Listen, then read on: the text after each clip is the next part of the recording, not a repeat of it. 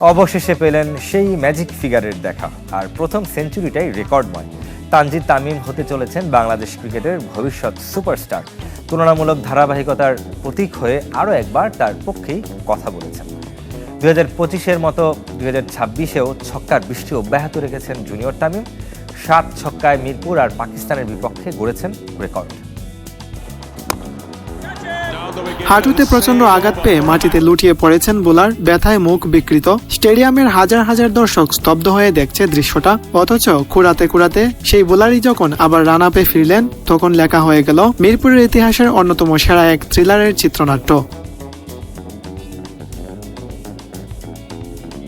তানজিদ হাসান তামিমের সেঞ্চুরিতে বল করে বাংলাদেশের 290 রান থেকে অনেকেই ভেবেছিলেন ম্যাচটা হয়তো সহজেই বাংলাদেশের পকেটে ঢুকছে, কিন্তু এরপরেই পাল্টা আঘাত হানলেন সালমান আগা। তার সেই অতিমানবী 106 রানের ইনিংস একাই ম্যাচটা পাকিস্তানের দিকে টেনে নিয়ে যাচ্ছিল। শেষ 3 ওভারে সমীকরণ দাঁড়ালো 33 রান। মিরপুরের গ্যালারিতে তখন রীতিমতো নখ কামড়ানোর উত্তেজনা।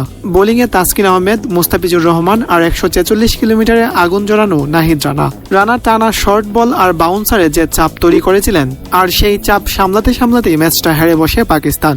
47তম ওভারের খেলা চলছে। তাসকিনের দুর্দান্ত এক স্লোয়ারে পুরোপুরি বোকা বনে গেলেন সেট ব্যাটার সালমান আগা।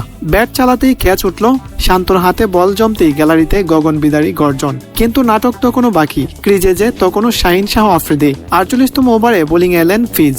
স্ট্রাইকে আফ্রিদি প্রথম বলেই লং অফ দিয়ে বিশাল ছক্কা, এরপর একটা ডট, তারপর আবারও মিড উইকেটের উপর দিয়ে বিশাল এক ছক্কা। সমীকরণ চোখের পলকে বদলে গেল। কিন্তু 48.5 ওভারে আফ্রিদির সজুরে মারা স্ট্রেইট ড্রাইভটা এসে লাগলো ফিজের ঠিক বা হাঁটুতে। মাটিতে লুটিয়ে পড়লেন মুস্তাফিজ, যন্ত্রণায় চটপট করছেন। ফিজিও দৌড়ে এলেন মাঠে। শাহিন আফ্রিদিও কাছে এসে খোঁজ নিচ্ছেন। সবাই দৌড়ে নিয়েছিল ফিজের ওভার শেষ, হয়তো ম্যাচটাও এখানেই শেষ। কিন্তু না, কুড়াতেই আম্পায়ারের হাত থেকে বলটা চাইলেন তিনি। কুড়িয়েই রান আপ নিতে গেলেন। পুরো স্টেডিয়াম তখন উঠে দাঁড়িয়ে অভিবাদন জানাচ্ছে এই লড়াকু যোদ্ধাকে। 48তম ওভারের শেষ বল। হ্যারিস রোফ স্ট্রাইকে, ফিজ বল ছুড়লেন সেই ট্রেডমার্ক স্লোয়ার। রোফ আকাশে বল ভাসিয়ে দিলেন, আর মিরাজ সেই ক্যাচ তালুবন্দি করলেন। বেতার কাছে হার না মানে এক অবিশ্বাস্য ডেলিভারি। এরপর শেষ ওভারের থ্রিলার। দরকার 14 রান, বল হাতে স্পিনার রিশাদ হোসেন। কিন্তু রিশাদের ওই গুগলি আর ফ্লাইট প্রথম 4 বলে মাত্র 2 রান, সাথে একটা ক্যাচ ড্রপের শ্বাসরুদ্ধকর মুহূর্ত। 49.5 ওভারে দারুণ এক রিভিউ নিয়ে নিশ্চিত ওয়াইড বাঁচল বাংলাদেশের, আর সেই রিভিউটি নিয়েছিলেন লিটন দাস।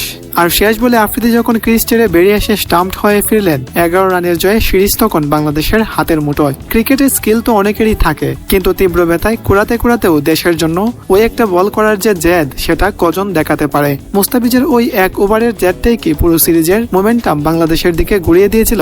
আপনার কি মনে হয়?